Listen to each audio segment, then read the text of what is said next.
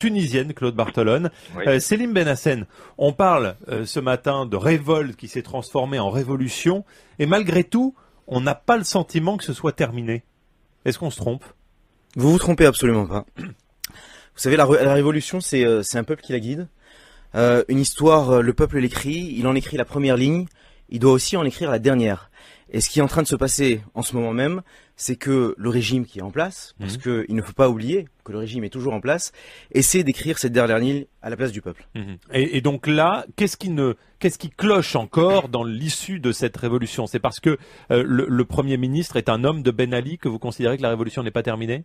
Absolument. Un homme de Ben Ali d'abord, qui a été Premier ministre depuis plus de 10 ans, et qui se donne pour mission d'organiser des commissions d'enquête contre la corruption, de la transparence, la liberté d'expression et des élections libres et indépendantes.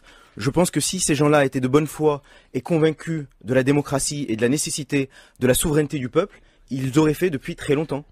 Claude Bartolone, vous aussi vous êtes partagé ce matin entre soulagement et prudence?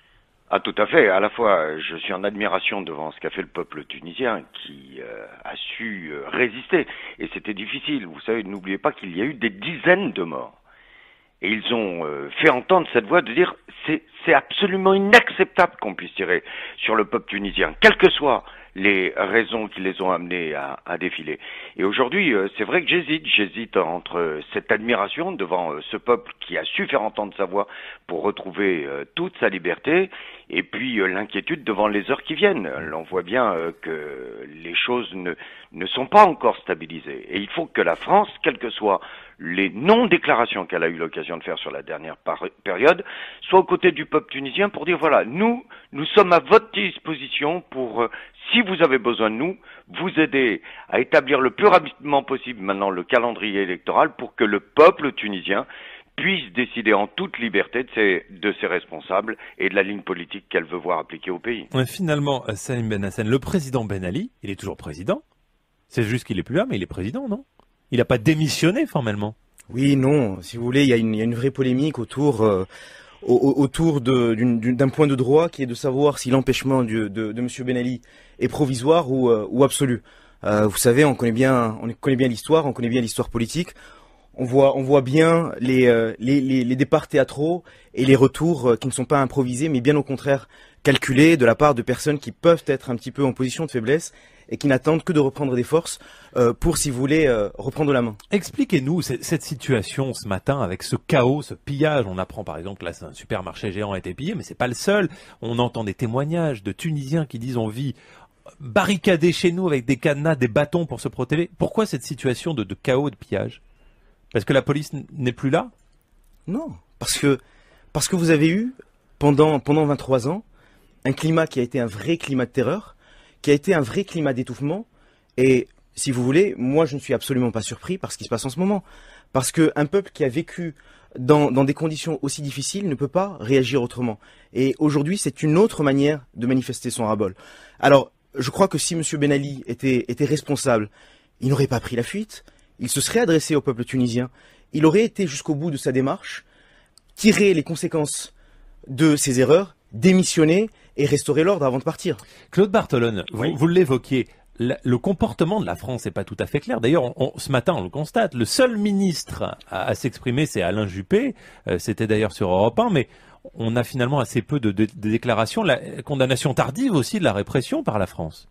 Oui, c'est vrai, et c'est pour cela aussi que le gouvernement français a tout intérêt à se mettre à la disposition du peuple tunisien. Moi, je dois vous dire, on voit bien l'hésitation qui a été celle du gouvernement et du président de la République pour savoir exactement ce qui pouvait être la suite, comment les Tunisiens allaient écrire cette histoire. Mais c'est leur affaire. Et à partir du moment où la police tirait sur le peuple tunisien, c'était de la responsabilité de la France des droits de l'homme, de dire il y a des choses qui ne peuvent pas être acceptées et que nous condamnons. Et là, cette parole a manqué, et je le regrette. Bon. Si vous me permettez de réagir au propos de M. Bartolone, vous savez, la France des droits de l'homme, ça fait longtemps que la Tunisie et beaucoup de pays n'y croient plus. Vous savez, les aides de la dernière heure sont bien charitables, mais on a eu la chance de nous libérer tout seul. Et puis, si vous me permettez de dire que nous avons eu notre indépendance en 1956, nous sommes un État souverain. Le peuple a montré aujourd'hui qu'il était capable de faire des révolutions, de faire changer les choses. Et je ne pense pas qu'on ait besoin de l'assistance du gouvernement français. Le peuple tunisien a simplement besoin de se rassembler, de se réunir autour d'un projet commun et autour d'un contrat social. Est-ce que ça c'est quelque chose qui est extrêmement important, hein, parce que il ne faudrait pas que dans la période qui s'ouvre, on laisse la moindre trace à une espèce de néocolonialisme s'installer. Hein. Le peuple tunisien a son avenir entre les mains, et je le dis, la seule chose qui doit être l'attitude du gouvernement français, c'est de dire, si jamais on fait appel à nous, on est à la disposition du peuple tunisien, mais rien qui puisse ressembler, notamment à un pays qui a quand même les gènes du colonialisme dans son histoire, rien qui puisse ressembler à du néocolonialisme. Salim Benhassen, un dernier mot. Vous êtes jeune, vous avez la trentaine, vous êtes un des leaders de l'opposition, vous avez fait Sciences Po à Paris. C'est quoi votre ambition à vous aujourd'hui? C'est de faire la politique? Notre ambition, c'est... De retourner là-bas? Notre ambition... Votre ambition à vous? Personnelle, vous voulez dire. C'est une ambition citoyenne, c'est-à-dire je suis, comme tous les autres citoyens, j'ai été privé à la fois d'une histoire et j'ai été privé d'un pouvoir. J'ai été privé d'une histoire nationale collective parce qu'aussi bien Habib Bourguiba que Ben Ali nous ont fait penser qu'ils avaient écrit l'histoire pour nous. Et ça, nous l'avons refusé et nous continuons à le refuser. Et puis, on nous a privés de notre politique, c'est-à-dire qu'on nous a privés de décider collectivement de notre sort. Et moi, un citoyen parmi d'autres, ce que je veux faire, je veux contribuer à écrire... Attendez, vous voulez être ministre, vous voulez être quoi? Vous voulez faire quoi? La politique, ce sont des postes... Mais là, vous avez une porte ouverte. C'est quoi ce matin? Non, pour vous, jeunes opposants, c'est un appel d'air? Vous avez des rêves? Vous avez quoi? Vous savez, vous êtes en train de voir la politique un petit peu comme on l'a fait en France. Vous avez la chance de vivre dans une démocratie. Nous, on a tout à construire.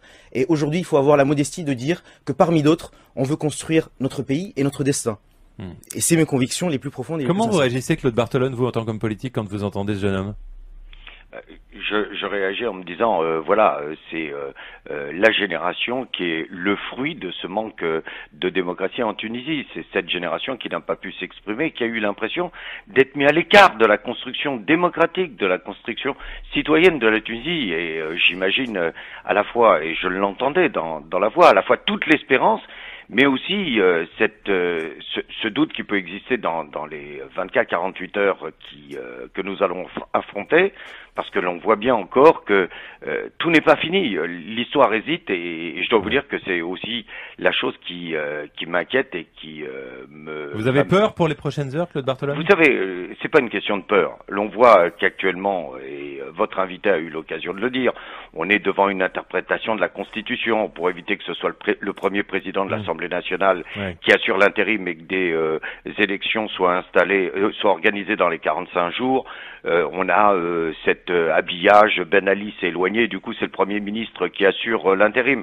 Donc on voit bien que il y a même institutionnellement une position qui n'est pas stabilisée. Quelles vont être les actions aujourd'hui? Comment vont-ils réussir à donner la parole à l'opposition pour se mettre d'accord sur un calendrier électoral et l'organisation de ces élections? Claude Barthelone, est-ce que vous êtes soulagé, est-ce que vous êtes rassuré que la France n'ait pas accueilli Ben Ali?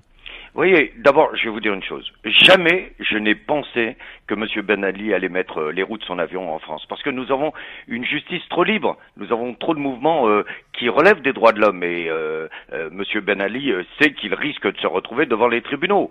Mais là-dessus aussi, j'aurais souhaité que la France puisse dire, voilà, nous nous mettons à la disposition du peuple tunisien. S'il souhaite que nous l'accueillions, et si ça peut faciliter les choses, nous le ferons. Ou sinon, il n'y a aucune raison de l'accueillir. Et je vais vous dire, pour lui, il a choisi un pays à bon escient pour essayer de se protéger des actions juridiques qu'il aura à connaître dans les prochaines semaines et dans les prochains mois. Salim Benhassen, est-ce que vous espérez que Ben Ali sera jugé? En politique, on n'espère pas. On se donne les moyens de faire les choses. Et de ce point de vue, j'aimerais rappeler la responsabilité du Premier ministre devenu président par intérim, qui a, d'une certaine manière, organisé la fuite de M. Ben Ali. Parce qu'on l'oublie, c'est-à-dire que ce monsieur vient s'adresser au peuple tunisien en nous disant je vais vous organiser des élections et je vais vous redonner votre liberté. Cette personne est responsable de la fuite de Ben Ali parce que on aurait aimé juger monsieur Ben Ali en Tunisie et par des Tunisiens. Merci beaucoup d'être venu ce matin, Salim Benhassen, un des leaders de l'opposition tunisienne, et Claude Barthelone. Merci à vous également. Merci. Dans quelques instants sur Europe 1, les infos.